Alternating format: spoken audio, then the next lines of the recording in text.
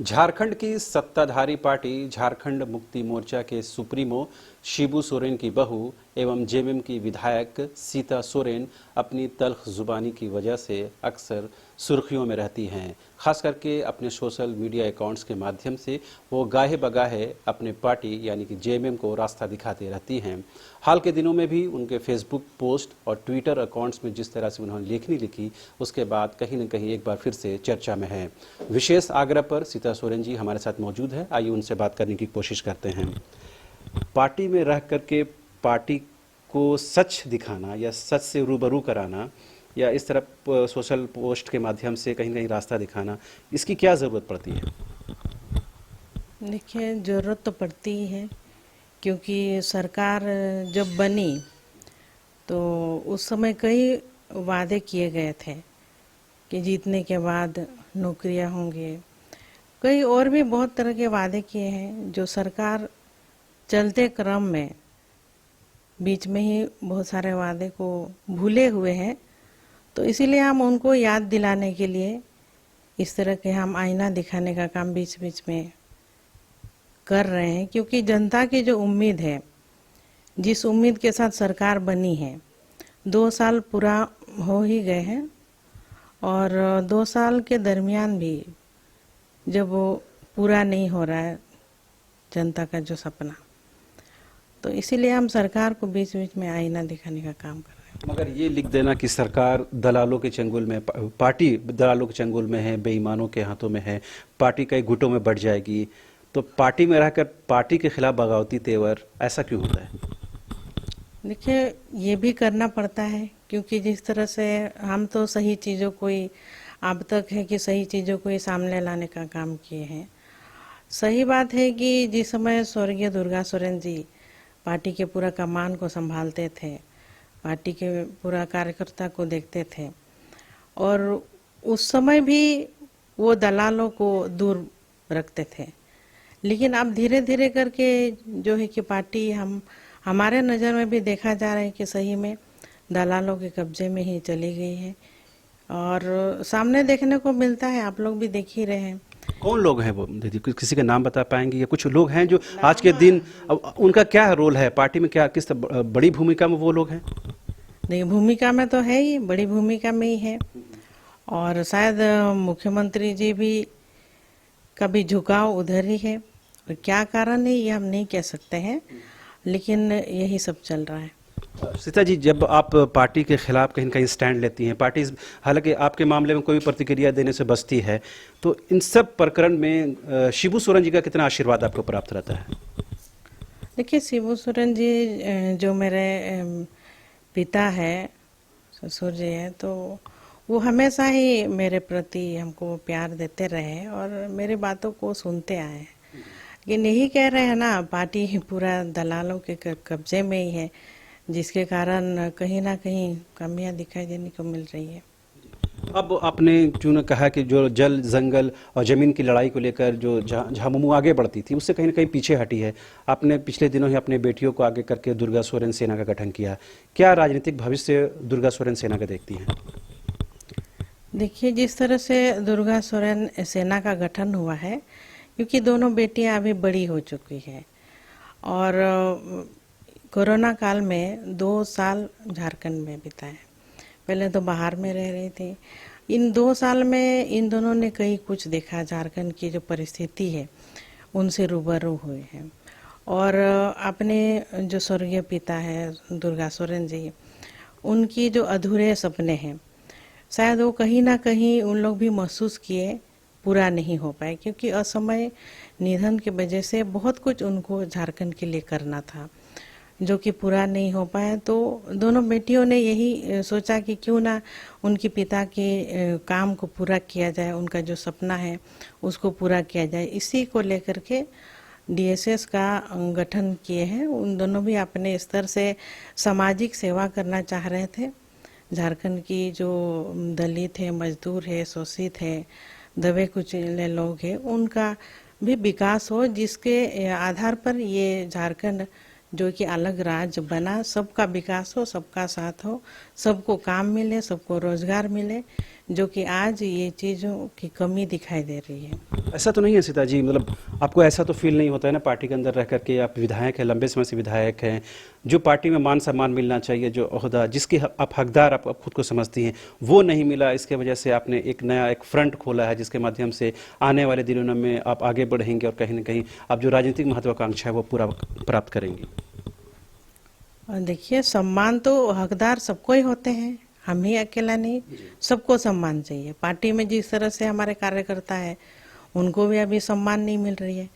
जो 25-30 साल से काम किए पार्टी में, जिस तरह से चतरा में हम लोग देख रहे हैं, एक साथ 8-8 संगठन के हमारे नेताओं को पार्टी से निष्कासित किए भी बेवजह, कोई नोटिस भी नहीं दिए। ये तो आप सोच ही सकते हैं कि इस तरह का होना पार्टी के लिए तो कितनी हानिकारक है। और ये लोग इस तरह से काम किए हैं तो कहीं ना कहीं सम्मान की तो कमी ही है हर किसी को। आप अपना राजनीतिक भविष्य, अपनी बेटियों का भविष्य जेएमएम के अंदर देखती हैं कुछ आगे के दिनों तक के लिए, या अपना कुछ अलग रास्ता आप इख्तियार करेंगी? देखिए, जहाँ तक भविष्य की बात है तो भविष्य तो स्वयं खुद निर्माण करते हैं। अब ये लोग खुद अपना भविष्य बनाएंगे।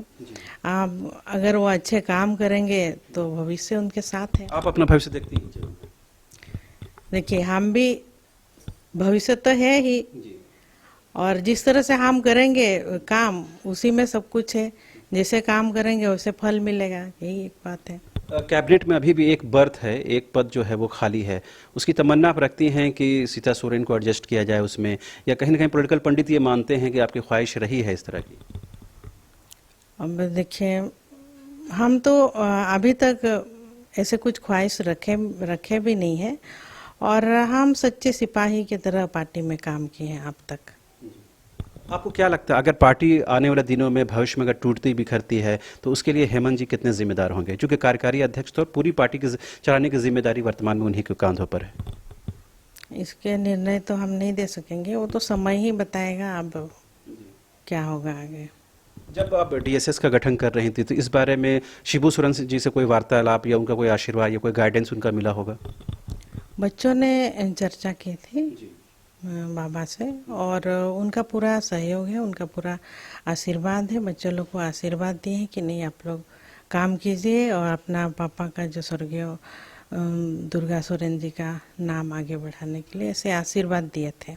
अभी जो चूँकि सरकार का 2 साल होने वाला है, आप कामकाज को लेकर संतुष्ट हैं? आप पार्टी कार्यकर्ताओं के बिल्कुल डायरेक्ट टच में रहती हैं, जो फीडबैक है वो क्या सरकार के अनुकूल जा रहा है? हाँ, देखिए, इसी खामियों को तो हम उजागर करते रहते हैं, तो हम भी संतुष्ट नहीं हैं, और इसीलिए हम सरकार को आईना दिखाने का काम कर रहे हैं कि 2 साल हो गए हैं सरकार बनने के बाद, अभी तक कई दिशा में काम नहीं हुए। आपको लगता है कि पार्टी में आमूलचूल परिवर्तन की अब ज़रूरत आ गई है ताकि पार्टी बचे, गुटों में ना बटे?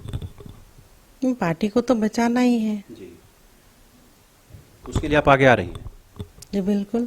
जी, कुछ रणनीति आपने बनाई है कि किन लोगों को साथ लेकर चलना है? डीएसएस तो खैर आपकी बेटियों के नाम पर है, आप जेएमएम को किस तरह बचाने के लिए कोई कार्य योजना तैयार की है? कार्य योजना तो यही है कि मेरा मार्गदर्शन ही सरकार जो है कि समय पर जो वादे किए हैं वो सारे वादे को पूरा करे, यही है बस। जब आप फेसबुक में और ट्विटर में लिखती हैं तो पार्टी और खास करके हेमंत जी और अन्य लोग बड़ा अनकंफर्टेबल हो जाते हैं। हालत ये हो जाती है कि वो मीडिया से आपके नाम पर जब बात करने जाते हैं तो वो बिल्कुल प्रतिक्रिया देने से पीछे हटते हैं, तो कहीं ना कहीं वो लोगों के लिए असुविधा हो जाती है। अब ये तो वही लोग बताएंगे उनका क्या इच्छा है, क्या किस लिए वो लोग बयान नहीं देते हैं, मीडिया के सामने क्यों नहीं रूबरू होते हैं, ये तो हम नहीं बोल सकते।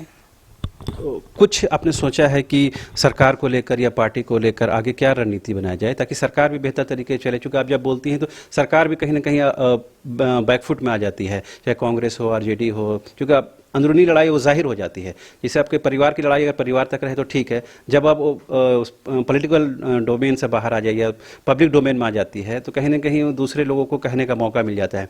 तो आने वाले दिनों में आपका जो ये तेवर है, जो तलखी है, वो जारी रहेगी या आप अंदर खाने कुछ बातचीत करेंगे? देखिए, अगर इस तरह रहेगा तो जारी जारी रहेगी। और सरकार काम करे, मेरी तो ये है कि सरकार काम करे, जो वादे किए हैं उसको पूरा करे, करते जाएं, क्योंकि फिर चुनाव भी आएंगे तो उस समय हम लोग पब्लिक के सामने क्या बोलेंगे। जो अभी से ही हम लोग को पूछ रहे हैं, अभी से ही जाना मुश्किल हो रहा है कि भाई ये क्यों नहीं हुआ, वो क्यों नहीं हुआ।